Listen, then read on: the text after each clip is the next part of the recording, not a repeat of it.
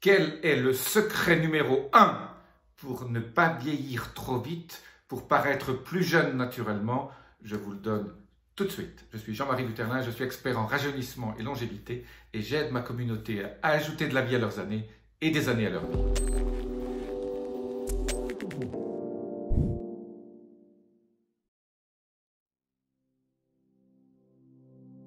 Alors sans plus attendre, je vous livre tout de suite mon secret. Je ne vais pas faire une vidéo de 15 minutes et vous la donner à la minute 14.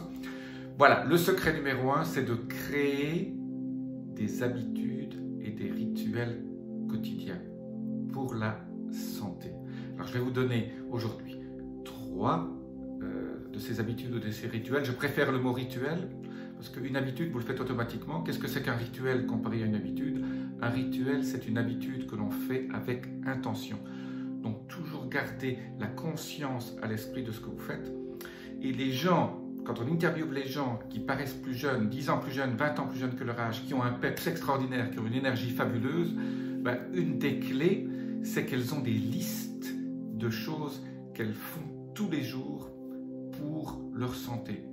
En fait, si vous suivez ma chaîne, vous savez qu'il existe les fameux 9 piliers de la santé, tout ce que les super centenaires font dans ces zones bleues qu'on retrouve au Japon, en Sardaigne, en Grèce, au Costa Rica, etc.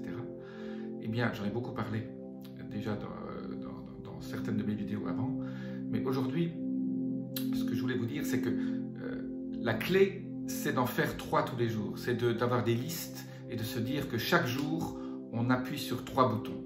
Alors, ces 3 boutons peuvent être des boutons tout simples. Vous savez que la vie sociale est très importante. Et donc, aujourd'hui, vous pouvez par exemple dire le rituel numéro 1 pour ma santé et ma longévité, c'est de m'occuper de ma vie sociale. Donc, se trouver des nouveaux amis, éliminer les amis toxiques, faire quelque chose qui fasse avancer votre vie sociale. Inviter un ami ou organiser un dîner avec des amis ou faire du bénévolat, aller dans une association. En tout cas, faire quelque chose où vous rencontrez des gens, où vous échangez. Et finalement, cette vie sociale est super importante parce qu'elle vous permet de vous équilibrer et de faire en sorte que vous vous sentiez utile. Et c'est très important. Voilà. Donc ça, c'est la première chose, votre vie sociale. La deuxième chose que vous pouvez faire, vous pouvez choisir entre 10, 15, 20 choses. Si vous regardez mes vidéos, vous avez des listes impressionnantes de choses qu'il faut faire pour augmenter sa longévité. Moi, la vie sociale est très importante, donc je suis proactif, c'est-à-dire que je vais dans les associations, je crée, nous invitons beaucoup, et après on élimine, c'est-à-dire on garde ce qui nous aide, en fait, ce qui fait qu'en sorte que à la fin de votre réunion avec les gens, vous posez la question: est-ce que je me sens mieux que quand je suis arrivé? C'est ça la clé. Si vous vous sentez, vous n'avez pas passé une bonne soirée ou une bonne après-midi, bah, vous éliminez. Vous n'essayez pas de continuer. Donc, la vie sociale, super important. Alors, bien sûr, la clé de la vie sociale, la première vie sociale, c'est votre compagne ou votre compagnon, ou votre mari ou votre épouse. Et c'est là que c'est la chose la plus importante. Les gens qui paraissent plus jeunes sont tous en couple. Il n'y a pas d'exception. Moi, j'ai rencontré encore récemment des gens qui, je me disais, bah, je leur essayais de leur donner un âge, parce qu'on joue toujours un peu à ça. Et puis on se rend compte, bah oui, elle est seule depuis 30 ans, bah, elle fait 10-15 ans plus que son âge. C'est tellement évident. Donc, la première chose. La deuxième chose, bah, moi, je dirais dans l'ordre après la vie sociale, c'est le sport. Il faut tous les jours faire quelque chose qui active votre condition physique. Donc, mais ça peut être 20 minutes de marche rapide, aller faire vos courses, monter toujours les escaliers 2 par 2 si vous avez des escaliers chez vous.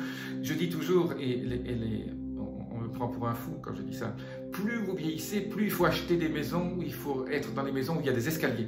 Les escaliers, c'est la clé de la longévité. Alors, c'est-à-dire qu'à certains moments, pour éviter de tomber, bah, vous mettez des rampes. Mais je dis toujours, monter et descendre les escaliers, c'est la clé. Donc, les gens qui me disent « Ah, j'ai maintenant 70 ans, 70 ans, 80 ans, je veux une maison sans escalier. C'est une grosse erreur, c'est la plus grosse erreur qu'ils commettent parce qu'ils se mettent déjà dans la mentalité de dire je ne saurais plus les monter. Et monter des escaliers, je connais des gens qui habitent au 3e étage d'un immeuble et ils montent tous les jours les escaliers 2 par 2, je vous assure qu'ils sont en pleine forme, ils ont les jambes qui sont très musclées et juste faire ça, c'est important parce que après 70 ans, une des premières causes de mortalité, c'est la chute et ce qu'on appelle la fragilité.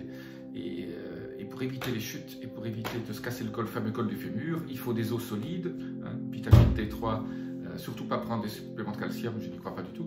Manger, si vous voulez du calcium, mangez beaucoup de légumes très verts, hein, des épinards, du chou chinois, etc., des choses qui contiennent beaucoup de calcium, mais surtout la vitamine D3.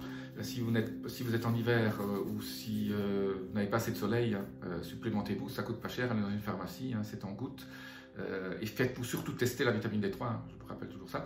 Donc, la deuxième chose, le sport.